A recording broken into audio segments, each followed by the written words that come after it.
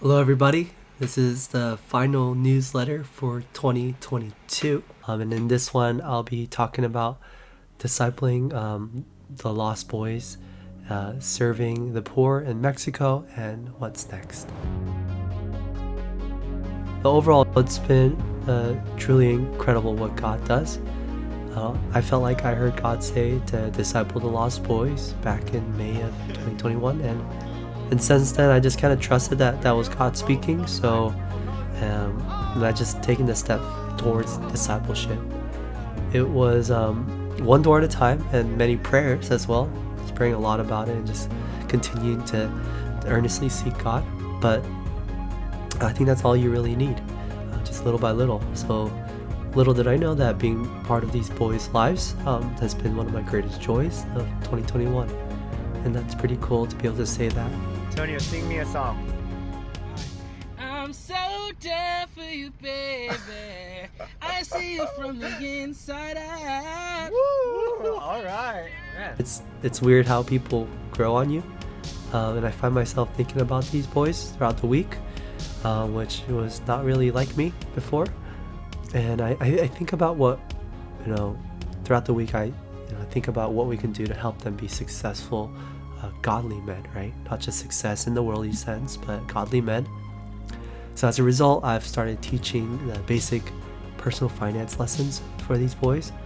But the point of these finance lessons is that usually when a kid grows up, or I don't know if this happens, but my dad taught me personal finance when I was 16, and it really set a foundation for my life.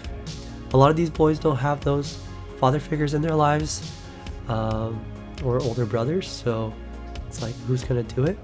And I think that's just part of discipling people. You serve them in the capacities and needs that they need. But I'm excited for what this knowledge can do for the boys, their future, and their families, and also the people around them. Investing into these young boys is, I believe, directly investing into future families and our society and generations. So imagine if there was one less couple in the future struggling during the holidays to buy gifts for their kids because their dad knew from a young age that good stewardship was an act of worship and pleasing to God. Or imagine if there was one less fatherless family and 3 kids grew up with a dad in their life because dad was taught at a young age that biblical principles of how to be a husband and father, and that means to fight and protect his family and to be there. So just imagine all this, and I know that these what ifs are hard to measure at times, but hey, what if, right?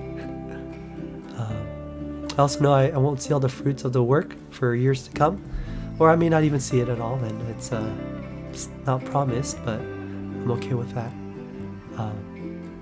However, my imagination and hope for our future gives me all the motivation that I need. In addition to that, I've also been thinking about starting a program called Donut and Drive to help these boys get driver's license and permits. Don't worry, we're not planning on doing donuts in the parking lot. So if this is under God's will, I would appreciate your prayers for His will to be done.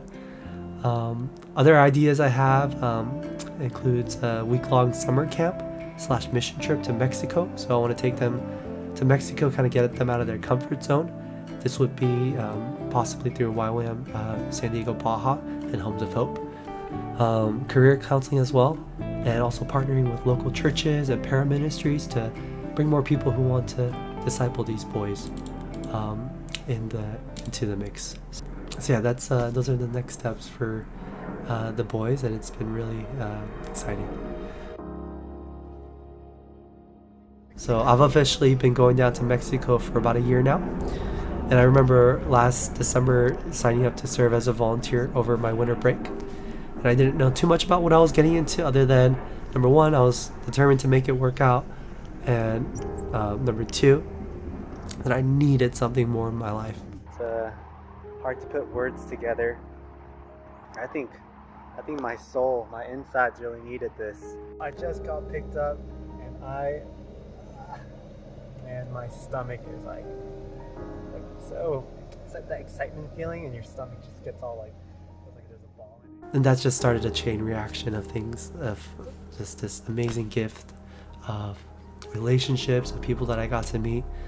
And that's what I'm most grateful for as far as Mexico, for the people that I met, the people I got to serve with, and also witnessing the families experience the tangible love of God and His generosity through a new house, and watching people give of themselves for someone else.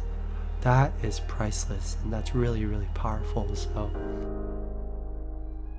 yeah, it's been such an honor and blessing. I made a video of our final home build, so I'll link to that. Lastly, what's next? So that's a great question, and I'm not sure. All I know is that there's still work to be done in discipling and loving these boys. So I've been considering moving closer to where they live, which is in Oceanside, so I can be more available for them. I've been encouraged by what David told his son Solomon in 1 Chronicles 28:20-21. And it says, David also said to Solomon his son, "Be strong and courageous, and do the work. Do not be afraid or discouraged, for the Lord God, my God, is with you. He will not fail you or forsake you until all the work for the service of the temple of the Lord is finished. The divisions of the priests and Levites are ready for all the work on the temple of God, and every willing person skilled in any craft will help you in all the work. The officials and all the people will obey your every command." So that's been really encouraging. I feel like this is the work that God has sent me on. So, and if it encourages you, if you feel like you've been sent on an assignment from God, then I want to encourage you. Like, be strong, be courageous, and finish the work, and do the work. God is with you. He will not fail you or forsake you until all the work is finished. So my prayer for you guys is for God's strength in the hard times, in the darkest hours, to really trust in Him, believe in Him, and go after it. Christianity doesn't promise the quote-unquote good life, but I believe it does promise you a life worth living. So if you've watched it this far, thank you so much. I really appreciate you guys. I hope you have a happy New Year's, and I'll catch you on the next one. See ya.